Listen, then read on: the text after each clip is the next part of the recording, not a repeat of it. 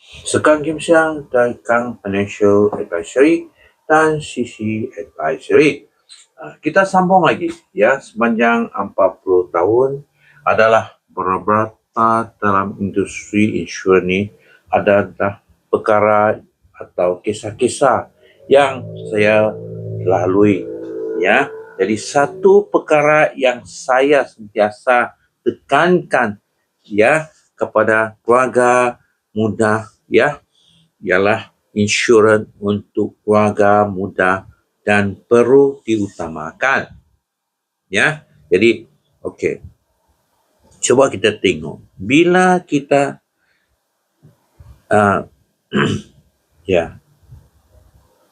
bila kita sambung pasal kewangan keluarga muda, dia sebenarnya berputar pada 3 perkara yang asas ya, ialah perlindungan risiko ya, kedua pendidikan, last ialah persaraan. Dia putar-putar 3 perkara saja ya.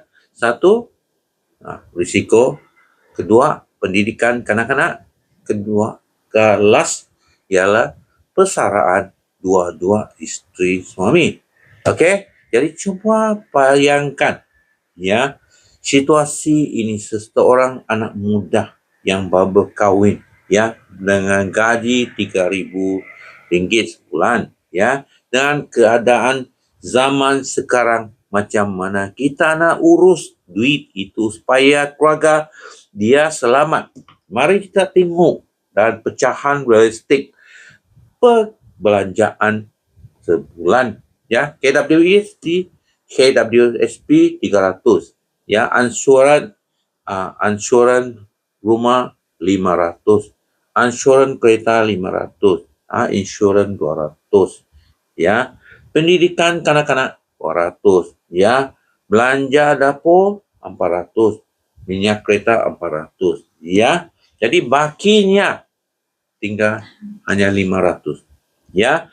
Bakinya 500 nilai yang disimpankan khas untuk ya dana kecemasan.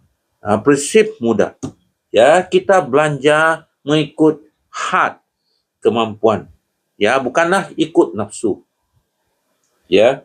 Sebagai ketua keluarga, kita kena pandai berjimat cermat dan ikat tangan kita daripada sesuka hati ya, sesuka hati menukar kereta dan menambahkan utang. Ini susah. Bajet kita kalau ni macam memang out lah ya, memang out. Banyak orang bilang ya nantilah pandai-pandai. Ini yang masalah ini bos. Coba kita jaga-jaga ya. Ini yang masalah.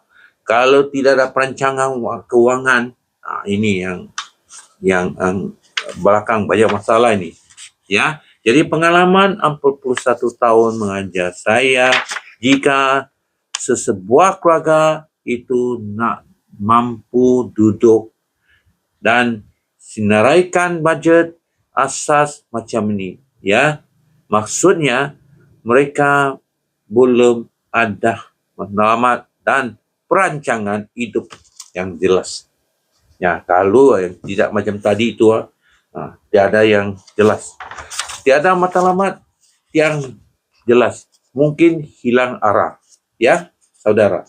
Jadi anak adalah hadiah paling mahal yang Tuhan kurniakan atas permintaan kita suami isteri. Jadi kita si isteri mengandung kandungan itu selama 9 bulan. Saudara, tapi kita gunakan hadiah ya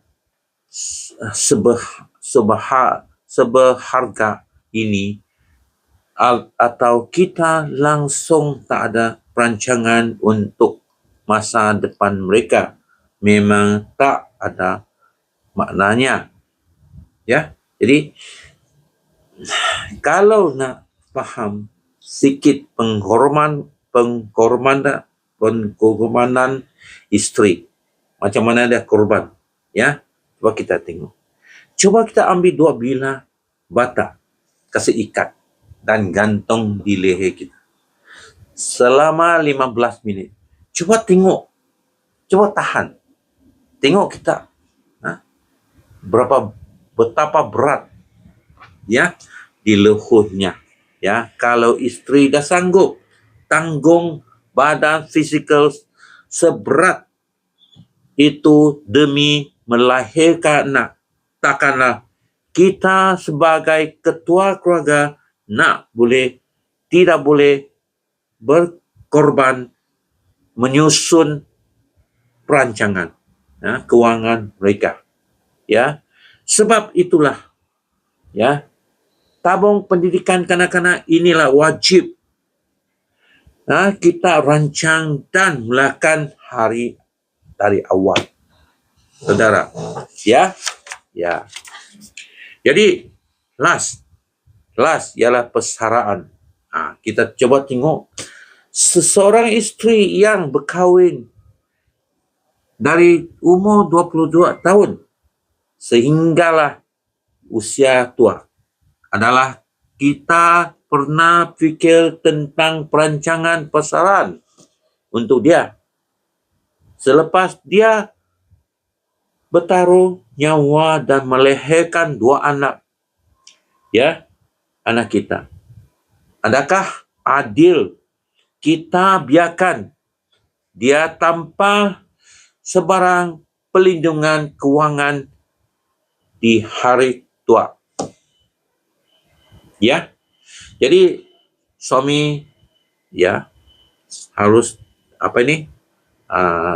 fikirlah kebajikan isteri sendiri bila dia dah tua nanti, ya. Sepatutnya dari awal lagi kita dah mula sediakan simpanan sekurang-kurangnya 200 sebulan hinggalah waktu persaraan dia. Jadi saudara, sampai sinilah. Jika video ini menampak untuk anda, sila like, subscribe dan kongsi kepada keluarga dan rakan-rakan anda. Terima kasih.